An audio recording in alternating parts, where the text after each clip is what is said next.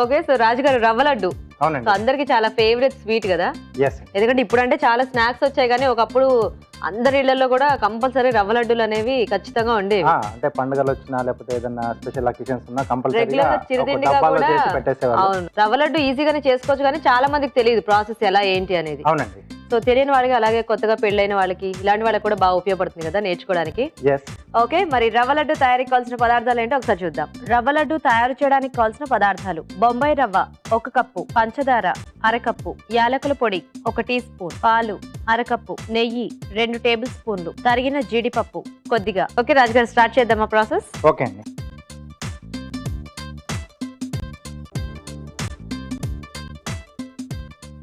చాలా తక్కువ ఇంగ్రీడియంట్స్ తో తొందరగా అయిపోయేది స్వీట్. అవును.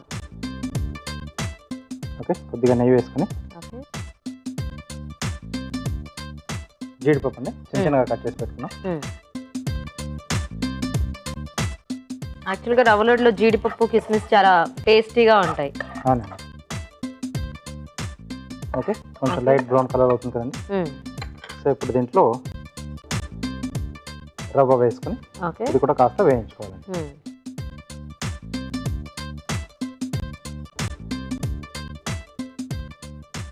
సో కొంచెం స్లో ఫైర్ లో వేయించుకోవాలి, మనకు దూరగా బాగా వస్తుంది.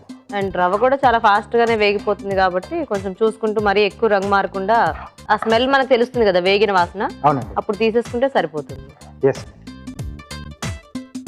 కాస్త వేగాలి. సో అయితే మేము చిట్కా చూసేమా? ఓకేనండి. ఓకే అండి, ఇక్కడ రవ్వ వేగుతూ ఉంటుంది. ఈలోగా మనం ఒక మంచి చిట్కా చూద్దాం. ఇప్పుడు మీకోసం మరో మంచి చిట్కా. చంటి పిల్లలకి జలుబు పడిసం పట్టినప్పుడు కొబ్బరి నూనెలో కర్పూరం కలిపి దీన్ని చంటి పిల్లల ఛాతి పైన రుద్దినట్లయితే జలుబు పడిసం తగ్గిపోతాయి. చిట్కా చూసారు కదా. ఓకేనా రాజు గారు? ఓకే అండి. సో బౌల్ ఇస్తారా?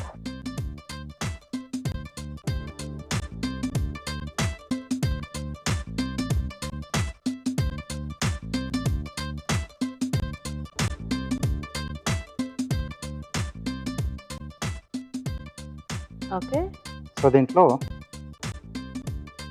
పంచదార అండి సరిపడా చూసి వేసుకోవాలి.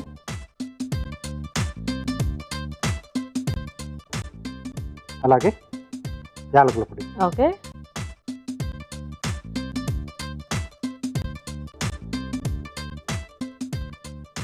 సో ఇది కూడా ఒకసారి బాగా కలిపేసుకుని. సో కొద్దిగా వేడిగా ఉన్నప్పుడు పంచదార కూడా వేస్తే అది కూడా కొంచెం దానికి అంటుకుపోతుంది బాగా. అవునండి. కొంచెం స్టిక్కీగా కూడా అవుతుంది మనకి. ఓకే, సో రెడీ అయిపోయింది. సో దీంట్లో కొద్దిగా మనం పాలు జల్లుకొని లడ్డూలా చుట్టేసుకోవాలి. సో సున్నుండకైతే మనకి నెయ్యి ఎక్కువ పడుతుంది అనుకోవచ్చు, కానీ దీనికైతే అది కూడా ఉండదు కాబట్టి మంచి స్వీట్ ఇది యాక్చువల్గా. అవునండి.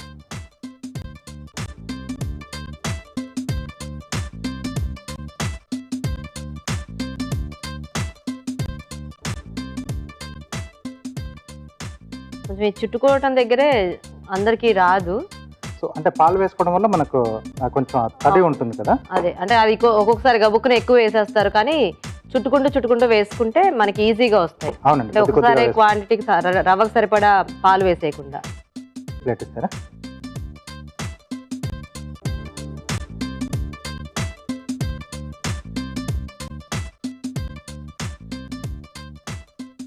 కొంచెం ఆ రవ్వ వేడిగా ఉన్నప్పుడే చుట్టేసుకుంటే కూడా మనకి ఈజీగా ఇదైపోతుంది. కొంచెం గోరువెచ్చగా ఉన్నప్పుడే చుట్టేసుకుంటే బాగా వస్తుంది. అవును.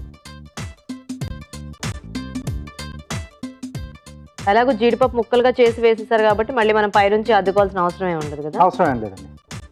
అవే చక్కగా ఎక్కువ క్వాంటిటీలోనే తగులుతూ ఉంటాయి.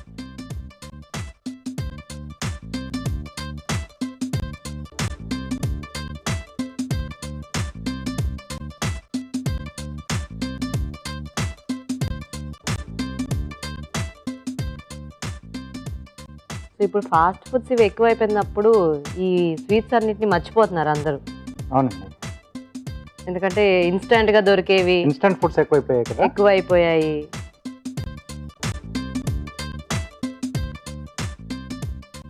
బట్ వీటి రుచి వీటిదే అండి. అవును.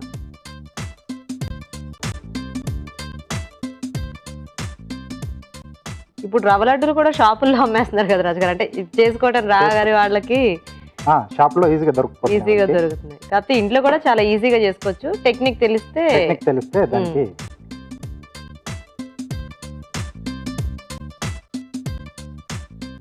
రాజుగారు ఇవి నేతితో కూడా చుట్టుకోవచ్చు, అంటే మనం సున్నుండలు చుట్టుకుంటాం కదా. పాలు కొంచెం వేసుకోవాల్సి వస్తుంది. అవును, అంటే రవ్వ కాబట్టి అంత అంటుకోదేమో కదా. సో డ్రై అయిపోయిన తర్వాత ఇది మనకు నిల్వ ఉంటుంది. అవును, అది అంటే రవ్వ మొత్తం పీల్ చేసుకుంటుంది కదా. సో తర్వాత మనకు ప్రాబ్లం ఉంది. ఓకే, రవ్వ లడ్డూలు రెడీ అయిపోయాయి. మరి టేస్ట్ చూసే ముందు రవ్వ లడ్డు తయారీ విధానం ఇంకోసారి చూద్దాం. రవ్వ లడ్డు తయారు చేసే విధానం: ఒక పాన్ లో నెయ్యి వేసి తరిగిన జీడిపప్పు వేసి వేగాక బొంబాయి రవ్వ వేసి వేయించి ఒక బౌల్లోకి తీసుకోవాలి. దీనిలో పంచదార, యాలకుల పొడి వేసి బాగా కలుపుకోవాలి. తర్వాత కొద్ది కొద్దిగా పాలు జల్లుతూ కొంచెం కొంచెం తీసుకుని లడ్డూలా చుట్టుకోవాలి. అంతే, రవ్వ లడ్డు రెడీ.